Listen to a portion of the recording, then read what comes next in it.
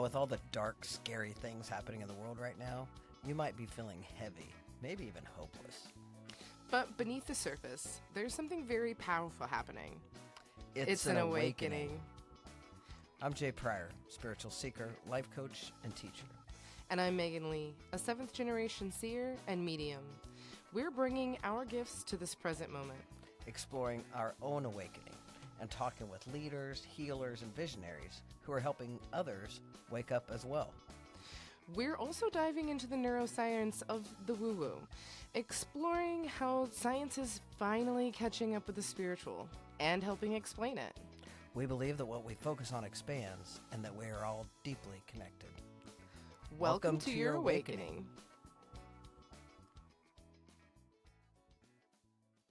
Welcome to the Wake Up Wave. All right, so welcome. Today, Jay, we're talking about dead people. Dead people. I have a lot of dead people. I sure do have a lot of dead people in my life. My goodness. Yes. Goodness. So, where do we go we're going to when talk we about die? what happens. What? I said, where do we go when we die? What are your thoughts? I have no idea. Like I don't even try to pretend like I know, because I do not know. I can tell you like multiple scenarios of people who have either had near-death experiences and or are mediums and or are psychics and or I've read their books, things. And what's fascinating to me is I would love to believe them all, but they all have a different story. So I can't believe in anybody, because I'm like, if y'all would get on the same page, then that would be fantastic. But nobody has the same story. And so it's really interesting. What I think I know the most about is I don't believe in heaven and hell. I think those are constructs right here on this planet. And I think that I know that I've seen enough dead bodies because I worked in a nursing home for 3 years. So I took care of a lot of dead bodies post-mortem. And then I've had a lot of friends die and people die. I've been around death a lot in my life. And so I've seen a lot of dead bodies. And what I know is the spirit is not there in that dead body. There's nothing there. It is a skin bag. So I think that when you die, you slip out of your skin bag. And then I don't know what the fuck happens. Yeah. It feels like you slip out of your skin bag, and then what I hope is you become part of all there is, which is what I call God or the inconceivable. And I mean, that's what I've heard from people. And then you're kind of can be everywhere, all the place at all the time. But other than that, I know nothing. I know nothing. I have no idea. Again, friends who have near-death experiences have told me that they talk to a light and they've seen a light and that kind of stuff. But yeah. So you talk to dead people. Tell us, Megan, what happens when you die? I do talk to a lot of dead people, and things I want to talk about, you just address. I want to address all of that on this episode. Everything from heaven and hell to near-death experiences to reincarnation, all of that I want to get into today, because as a medium, I've been talking to dead people since I was 2.5 is when the first time, and I don't remember it. This is, I've had family members tell me that that's when I started really addressing the dead. And then my first memory of calling in the dead, I was about 6. And then it's something, I'm a 7th generation seer. So my whole family, my whole life has really either revered the dead, talked about the dead, been the person doing death services, funeral services, or the medium in the family, or whatever it was. It's been, like you, I've been around it a long time. And the thing that I want to talk about first is seasons of the dead. Here in Kansas, we get all 4 seasons. And Yeah, right. We love that. So, as someone who has worked around funeral homes and with the dead come and actually, this also is true for the living. Births and deaths come in waves. They come in waves, right? And we know that logically, right? Because we've got generations, we've got boomers, we've got, we know that, but Mhm. we don't think about that every day, is that they come in waves and people die in waves. So I heard from a hospice nurse one time and it clicked inside of me of how true this was, that when the leaves fall and when the leaves form are the two waves of death in our four seasons. And I, it gave me goosebumps the first time I heard that because I was like, "Oh, I think that's true." Like it hit me in the heart. Have you ever heard that Mhm. before? Huh. Yeah, it's No. they come in waves. And so a lot of people decide to leave as soon as any type of weather shifts happen. That they're on a basic human level, our body is thinking, am I going to survive the winter? Do I want to put in the effort to survive the winter? Hmm. And I just thought that was really interesting. And so I did a bunch of research when I was younger about funerary rites because I thought I wanted to be a mortician. And I found out that a lot of different cultures have whole months dedicated to funerary rites. The Day of the Dead, for that culture, Egyptians, the month of September, the whole Egyptian, which is huge country, focuses on funerary rites for their whole family and what that's gonna intake and entail. They and the Scottish do the same thing. My mom is Scottish, and they also, during winter times, think about what are you going to go into the underworld and talk about. They've got whole deities devoted to underworld and shadow sense, or the death or dark night of the whatever. There's whole cultural synopsis set on the seasons of the dead. Hmm. And Interesting. the other thing I noticed is that there will be times in human lives where, I've talked to you about this before, you'll have years where you feel like everybody in your life is dying. I've had those last couple years. Hmm. Not everybody in my life. My God. I mean, Hmm. I've had a death like every 3 weeks or something. It's Yeah. just been insane. Yeah. Yeah. I had a friend who had 7 deaths in 1 year just around them, and they're like, "Am I fucking dying? Is this a notice that I should be getting my own funerary rites in order?" And Mhm. I feel like that also is seasons of life. You'll have whole seasons of your life or years in your life, and that's quote unquote a season, Mm. that you have a lot of death around you, Hmm. and that's normal. That's a normal thing. Um, and then the other thing is, what is a funerary rite? So, a lot of people, when they say, "Where do I go when I die?" it truly, truly, truly bases off of two things. One is, what do you believe is getting ready to happen to you? And Mm. the other is tied to your belief of funerary rites and if those are held, if your soul will be either processed or in what we call non-corporal, like ghosts.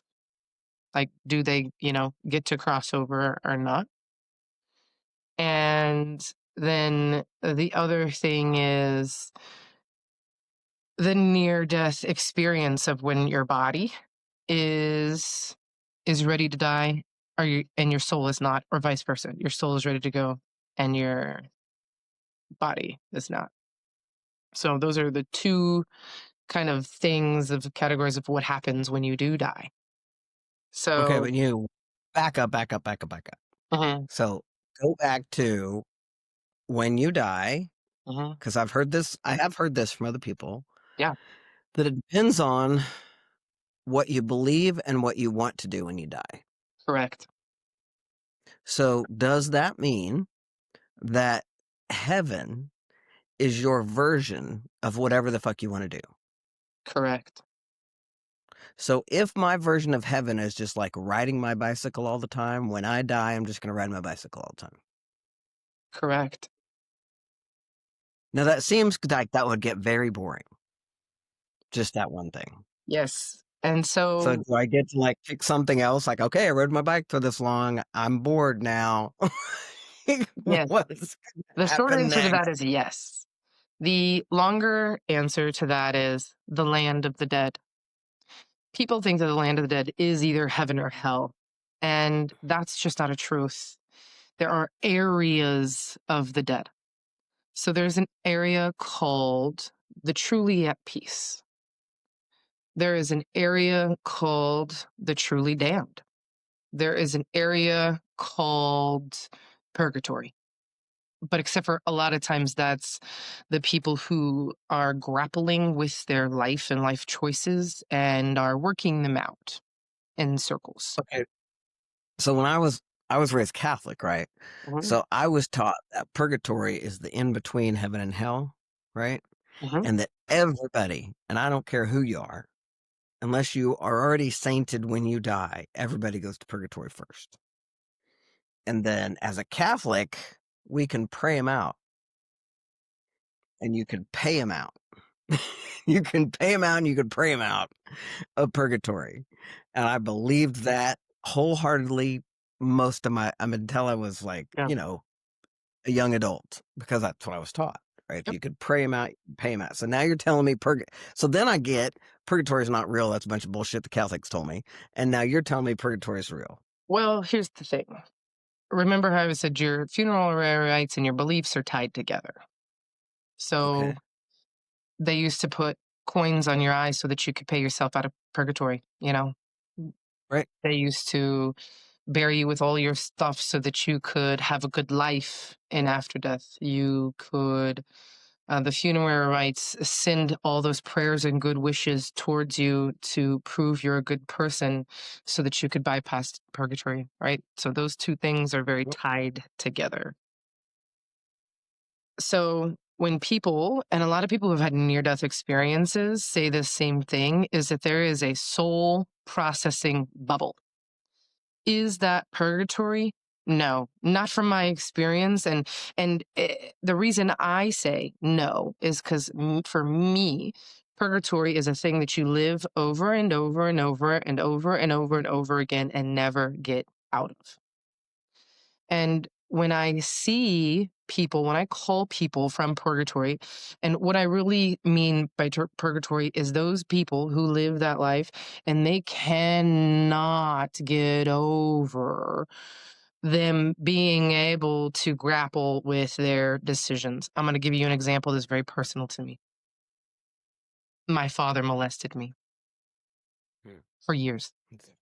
He lives now, his soul, in purgatory because I was his addiction, and it ate his soul that he needed me because that was supposed to be my father.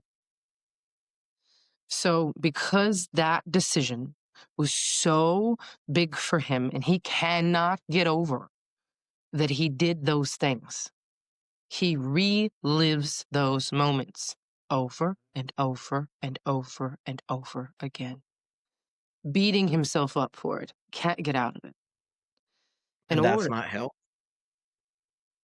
It is, but if it was truly hell, he would come back and to reincarnate and have a daughter who was molested by someone else and he couldn't control it. Does that make Hmm. sense? Because hell is truly either the land of the truly damned, and that's a harsher reality than your own physical experiences, or you reincarnate and live out the experience that you are needing to. For instance, one life, you kill someone's child maliciously. Next life, you come back, your child gets killed maliciously. That's hell. So there's two places that could be hell that are almost look like this in the land of the dead. And it's if you choose to live that out, and if you choose to have your soul be, we'll say, reconciled with by your guides. And that's a harsher version than purgatory. Hmm. So Hmm. it's a little more emotionally charged in that truly damned place of the dead that it is purgatory. Okay, so help me with this because this is number one, this is very depressing to me. Like, it feels like, what is the fucking point then? Why shouldn't people just blow their brains out if they're a piece of shit like your dad? Because what's the fucking point? So, Well, number one, how do we give people hope if they're pieces of shit? Because if you've done something, you're a piece of shit, and you're just gonna die and be born and have that piece of shit keep happening, then, I mean, what the fuck? I mean, I got no hope. You know what I mean? It's like, yeah, whoa, dude, we are really hopeless over here. Number one. Number two, I'm having a crisis of faith right here because I believed up until this moment, now I'm questioning it, that we were all connected like the cells of a body and we are one, and that one is love. And if that oneness is love, if God is an ocean and I'm a wave and so is every other being in the ocean, then and that wave and that ocean is love, then how can there be people who are actually living out being damned? If love can't do that, love doesn't do that. Love is light. So if all of us are connected to like the cells of the body and all of that is love, then that's not possible. So now I'm like, I don't know what like I'm in a yeah. crisis of faith here. To answer your second question first, the answer is free will. If your soul has free will to deny love, then you deny love. Even if there is this all encompassing wave of love and your soul says no, Isn't your soul made of love? yes, can you still deny it? I can, my humanness can, my brain can, my humanness Mhm. can, but once the skin bag is not here, I wouldn't think so. No, I would think the soul is all love. So I wouldn't think so. I would think that would be only a human concept or a human, like physical Uh-huh. brain stuff right Yeah. here. You know what I mean? And So if sometimes, that, yes, my humanness can deny everything, like Mhm. all kinds of things. I can resist all kinds of stuff. But Right. my soul, once my skin bag is no longer a conversation, my soul would never reject the love because it's already is that. Like that's what it is. Mhm. So how And is that? in the truly damned, it's a little more hard. It's a more, I when I say harsher because emotions are tuned up. Because when you die, your emotions are tuned all the way down. So in the land of the truly damned, it's kind of like as a parent, I love you so much, I'm not going to let you eat everything you want to eat. So in the land of the truly damned, it's a school. They do get options to be able to get coached into that, except for their emotions are charged on it. So it is kind of a place where, and the only reason I say truly damned is because of the density and frequency, because the land of the peace is so light. But if your Mm, soul cannot accept peace yet, and cannot mm, accept the actions that you lived out in that life and your soul review, because that's also a bubble that's not purgatory, but it's a soul review. And a lot of people who have nearly died say that they go to, or near death experiences, say they go to a place like Harry Potter does, the 9 and 3 flat, 3/4 platform, or an airport, or, a place where you're the truly in between. And then you have this soul review of your life and the decisions that you made. And then from that point, your soul has a choice of, do I go get more education? Do I grapple a little bit longer with how I lived my life? And I want to grapple with that a little bit longer. And then that's purgatory. And it's not a sentence. It's just my soul needs to work it out a little longer. And then there's the land of you can go into the celestial land, and those are guides and angels and things like that. Or you can go denser. You can go denser and go into the tell yourself that you are truly damned and that your soul needs more education before it can go to any of the rest of those platforms. And it doesn't mean that these people are getting punished. It means that this is dense because those actions were heavy, and that lifting and education feel heavier frequency wise than the rest of the areas. Does that make sense? Not really, but I mean, sort of. Yeah. It's, I mean, I can picture it in my mind, but Yeah. it doesn't make me feel any better. A great Definitely does resource. not make me feel any better. I mean, yeah. A great resource that I give people is called All Bones Fall in a Spiral. And this woman had a death, came back to life, and had all of this information come back to her, and wrote a book on what it's like to, what the land of the dead looks like. And when I read that book, I was like, oh my gosh, that's what I've seen. So that's the only way, like that resource. And her name is Morales, is her last name.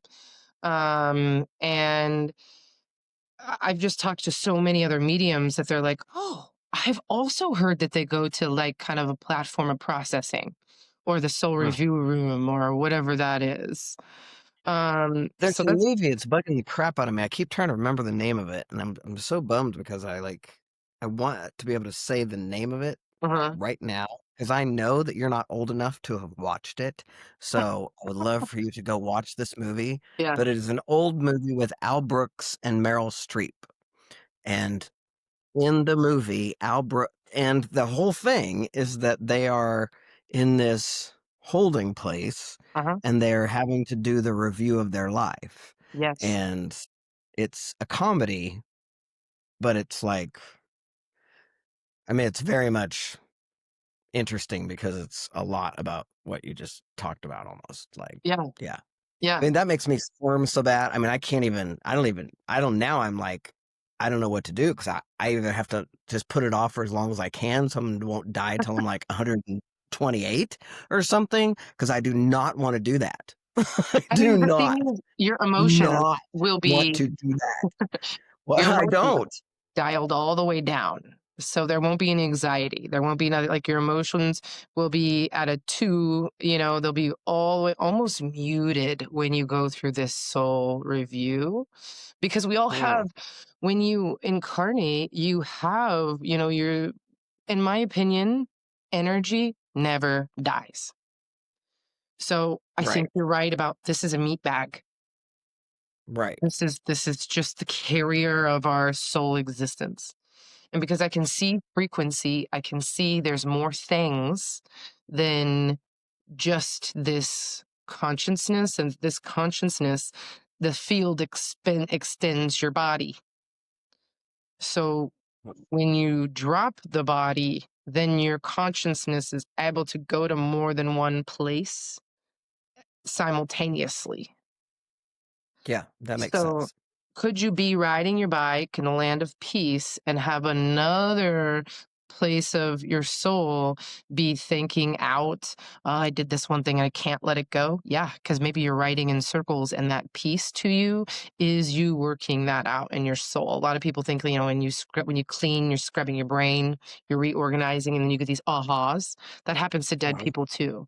The reason I started doing public mediumship is because I tell people I work for the dead, not the living. People are like, "Oh, but we live in the land of the living. Why do you?" And I'm like, "No, no, no, no. You don't understand." One time, I had this woman, I bet she was 16. She was sitting in front of me. She wanted to call her dad up. Her dad was in purgatory. Her dad was walking around in circles, could not let go of the fact that he wasn't there for her, couldn't watch her. I literally had to call his name several times in order for him to look up and acknowledge that somebody was calling his name. So then he came to me and I said, "Hey, I've got your daughter here. Let's talk to her." He's giving her all these memories, and she's crying and crying and crying. And as the reading closes, she says, "Will you please make sure he knows this one thing?" I said, "Yeah, sure. Go ahead. He's here with us. Go ahead, speak it out." And she said, "The memory of him lives through her, and that he will never be forgotten, and that if he continuously gives her magical breadcrumbs through the way of a little hummingbird, the rest of her life, she will always recall and say his name out loud and know that he is with her."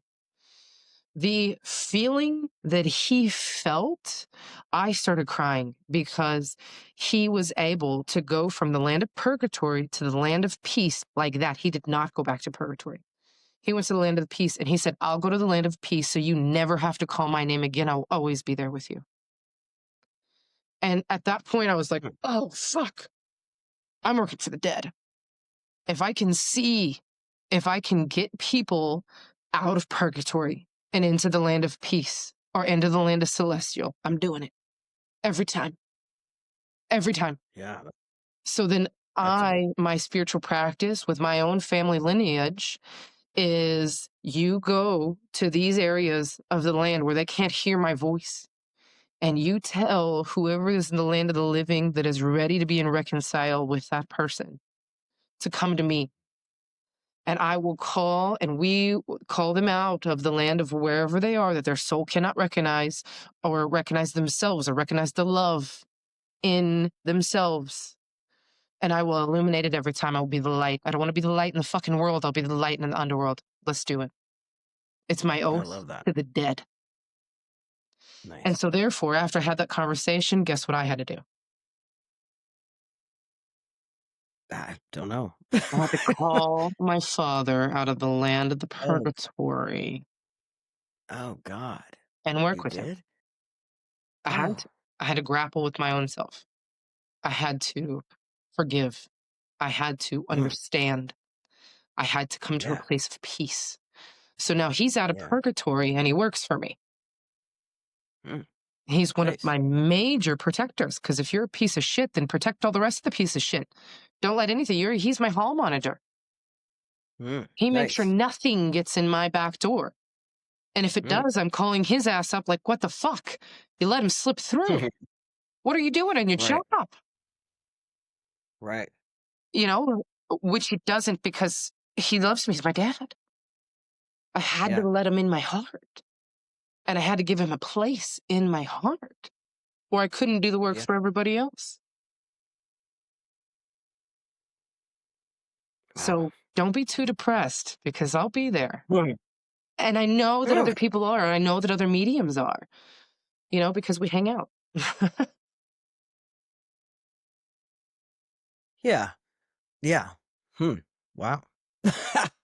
I'm kind of at a loss for words, which is, unusual for me. Um, so yeah, I don't know. I gotta ponder all that for a while. I do. I need to ponder all that for a while. I Yeah, have questions, but I can't form them in my head. yeah. Because no soul is truly, there's no true lost cause. There's no true lost cause.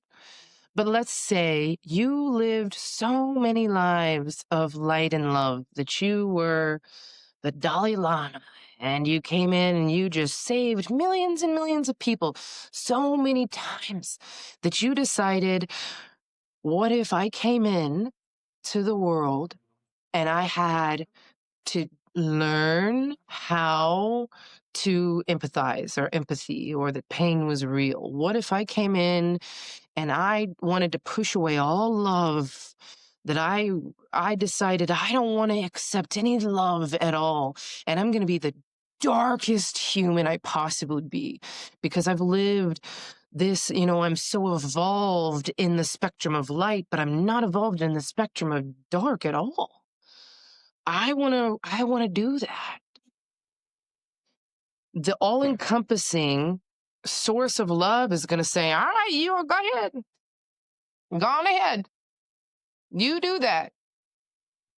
So then there are people that are born truly without a sense of reason, sense of love, or sense of light in there. Are people born truly evil? I've seen it in my own family lineage. I've also seen it truly beat out of whole souls. I'm only a third generation freed slave. I've seen the light totally snuffed out of a body and then be a torturous, heinous human. And then where do those people go? Straight back into love as if nothing happened in that life? No, no, no, no, no, no, nope, that didn't happen. But is there a place that's a little bit denser than all the rest of them, so that they can be like, oh God, that shit fucking sucked. And I need to re-talk that out. I need to rehash all of that out of how this earth could even hold the capacity of that much dark. Yes. And do those people get to say, for another century, I'm going to be truly damned so that I can work that out of my soul and move to a different part of the dead? Yes. Are there whole guards and guides that help them? Yes. Are you ever truly left in the damn dark and nothing, nah, that's not real. No. Is heaven a thing? Yes, it's called the land of the truly peace. Do you get to create it? When they say in religious sects, God is building a house for me. And what if that looks like a cabin in Colorado? And can that be true? Yes. Is Earth built off of that heaven-like, and could heaven be on Earth? Absolutely. Can you experience all of that and more? Yes. Yeah. And I've seen it, but it's also why I have such a spiritual practice, because I lived the first part of my life in the dark. And then I'm choosing to consciously make that switch and toggle back, because like you and I have talked about several times, sometimes I wake up and choose hate. Sometimes I wake up and choose light, but I am the incarnate of light and dark. And for me, as much as I've seen in souls, that's kind of what it's all about. When people die, since they have this like processing plant, for lack of a better word, Mhm. are some of them unable, like, does it take a minute after somebody dies before you can talk to them? I love that question. Lots of people say you are not supposed to call the dead for a year and a day until they've died. Lots and lots of mediums live that way. Have also seen people die and 32 seconds later come through a medium. So, Yeah. I just heard a story recently, like, on this book I'm listening to, somebody had just died a week before, and they came through to the whole family. So, I mean, so that can't be true for mhm. everybody. Again, belief and religious tie. because, some souls, let's say you believed your whole life that you were not supposed to call the dead for a year and a day after they die. And then you die, you decide to stick to that, and you do not want to be contacted for a year and a day. You will pull your energy back, and I'll call and call and call. And, for me, I have guides who work on the other side. I'll get the guide that say, hey, they're not ready yet. Skit scat, get on out of here. Tell the family no. And sometimes the family is so grief stricken that the grief is so thick that they can't, uh, it's not time for them to hear the dead because they can't they are still processing. Not that the dead has already been, may already been processed, but the dead will say they're not ready to hear what I have to say yet. Tell them to come back in 6 months or whatever, because their grief is so sick they can't even hear what I have to say. It will fall on deaf ears. So that answer varies from person to person, soul to soul. Yeah. Okay. Good to know. Yeah. But I know that I would love to. I hold mediumship classes. I know lots of mediums who do hold mediumship classes. I'll put on our Substack a list of not only this book, All Bones Fall in a Spiral, but resources, because um, there is no wrong answer. And that's why you were like, nobody has the same fucking answer. And Nobody does. it's because it's so vast that that's really a valid answer, because it's not the same for everybody. What I have heard and experienced over and over and over and over again is that holding pattern. There's a soul review that goes on, and you're able to recontract your body. You can be like, nope, I'm jumping right back in. Fuck that. I'm not dying. I'm not done yet. Let's go. But then they could also be like, no, your body can't go on. Do something out Right. there, slugger. But I also know a lot of questions that I get all the time are, who comes back as my guide? What guides do I have? And a lot of times the answer is your folks.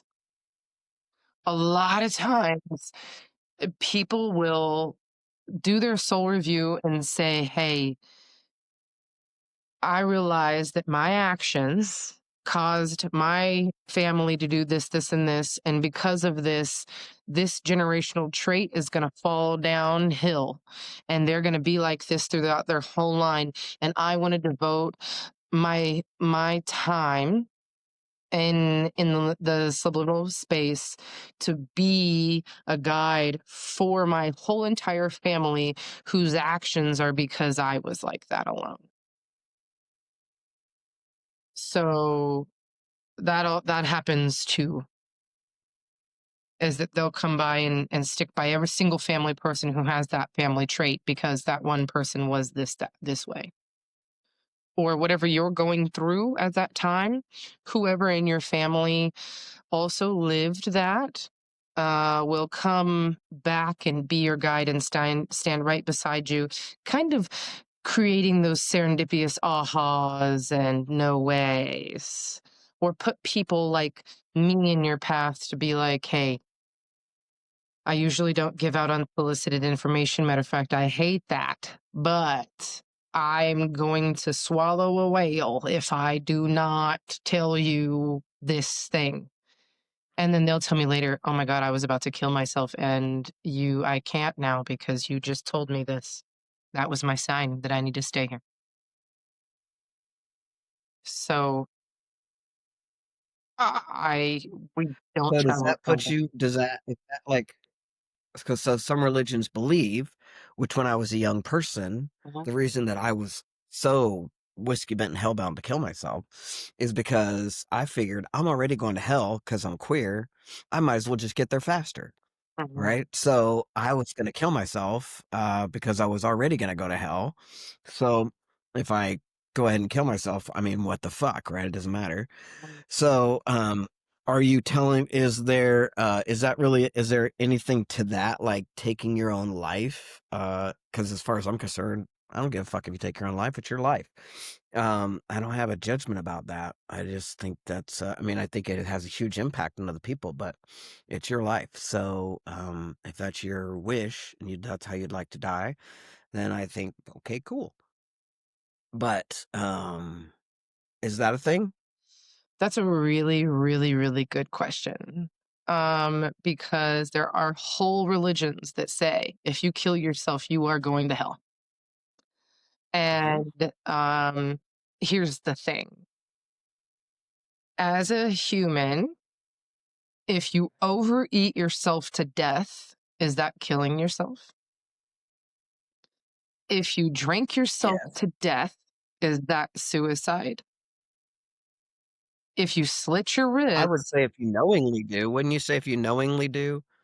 Like if you know that that's gonna, a doctor's already said to you, if you don't yep. stop drinking, you're gonna die. And then I mean, it's part of the disease of alcoholism, obviously. Hmm. You have this disease, but you're dying from Right, that disease for sure. right.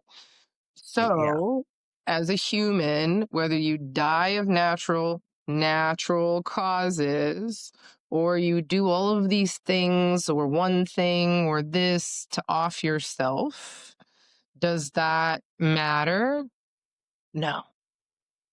No, it doesn't. You will go through the same process whether you were Mother Teresa or you were Leonard Skinner. It's the same Okay. process. And a lot of people are contracted to go a certain way. So Hmm. some souls say that they're going to go through that scenario to have a different outcome.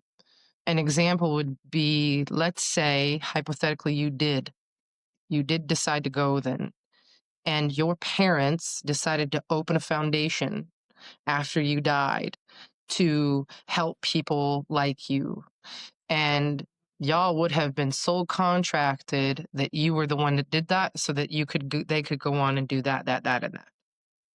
So whether where you go afterwards is the same. And sometimes, like I said, you're contracted to do that so that the people who, how they say in obituaries, survive you, quote unquote, is so that they could do something else. The impact of how you leave is just as important as how you live.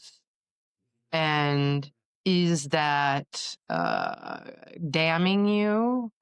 That would be up to your soul and what you had pre-cognitively, like made a contract with, or that you wanted to work out and grapple in your own soul, or you wanted to experience as a soul, or that the other thing that happens is um, the universe is vast.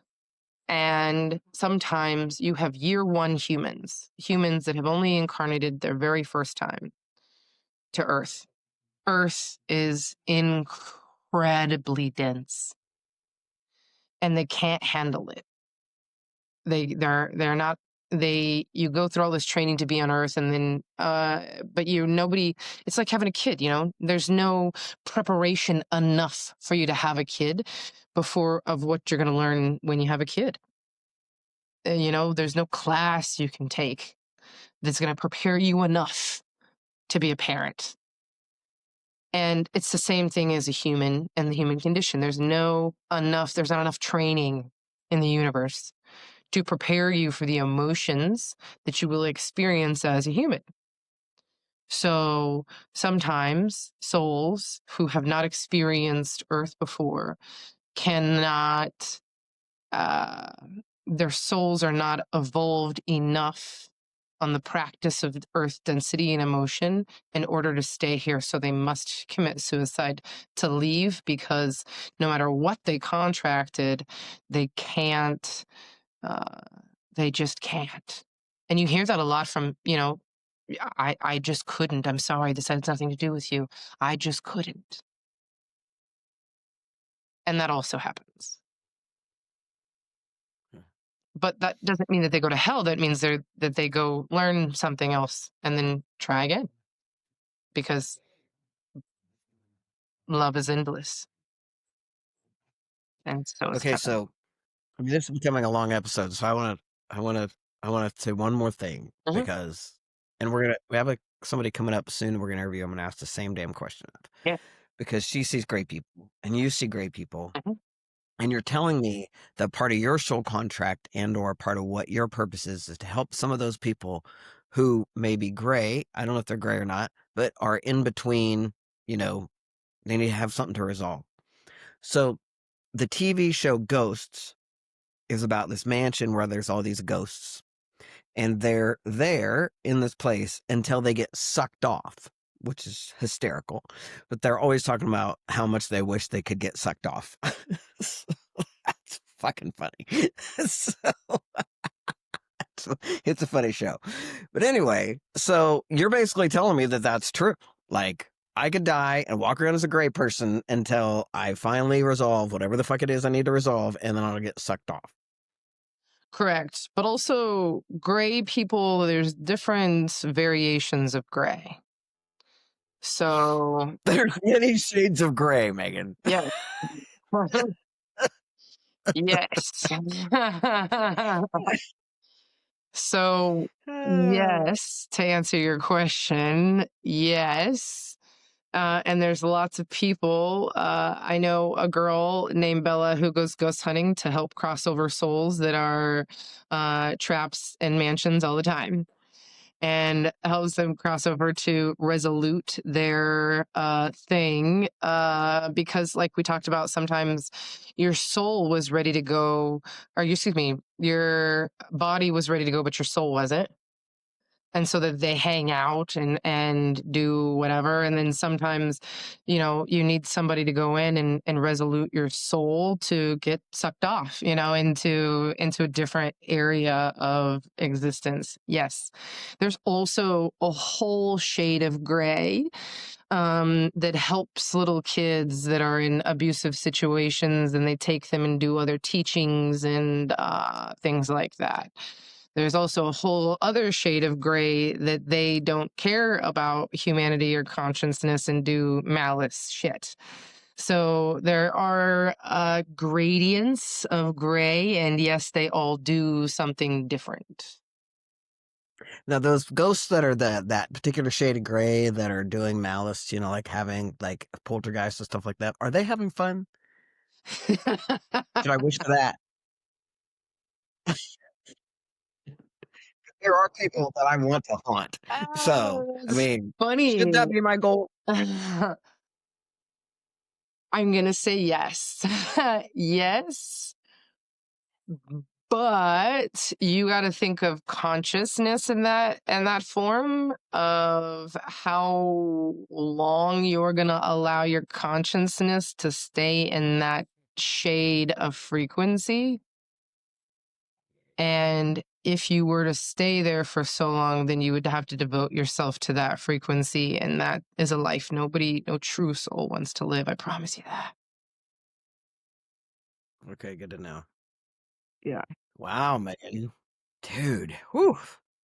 I don't know. We're gonna just have to let listeners. We're just gonna have to. I just have to sit with this for a while I because I am love it. depressed. I am Well, depressed. And like I don't. I thought my death day was gonna be my best day, and and now it I'm like, might, well, it still that. might. It might be the best day of your whole It might tour. be. It could be. I could just fucking end up gray and pondering, puttering around, can't not being able to find my ass with both hands. I mean, it's totally possible. That could be my future. So, I mean, dude. Well, I'm like, the law of what is it? The law of chaos, that all things that are possible could be possible are possible. yes. Correct. Amen. All right then. Well, All right, fam. this is Comment on our Substack. Go find us on Substack. Tell us what you yeah. thought What do of you this think episode. happens What when do you you die? think? Well, how does this resonate with Yeah. you? What do you think happens when you die? Now you heard it here first. Yeah. Ah, keep tuning in because we'll have other mediums, we'll have other psychics. We'll be asking this question multiple times to multiple people. Where do you go when you die? Yeah, yeah. I think it's a great. I mean, it's the unknown question, right? And the other one we'll talk about later, like why we're here. But I mean, where you go when you die is the ultimate. Like, I don't know. Uh, Everybody, clearly, you talk to more dead people than most people, so I'm gonna take your word for it. But I'm gonna have to ponder it because now I'm depressed. So, Don't be, don't be. well, I don't know, man. I gotta ponder this. I gotta get There's my head around it. down. Thanks for catching the wake up wave with us. We hope today sparked something in you, a reminder, a question, or even a deeper breath. If you're feeling the shift, share this episode, leave us a review, or just keep tuning in. Every wave you catch matters. And remember, what we focus on actually expands. We are all very deeply connected.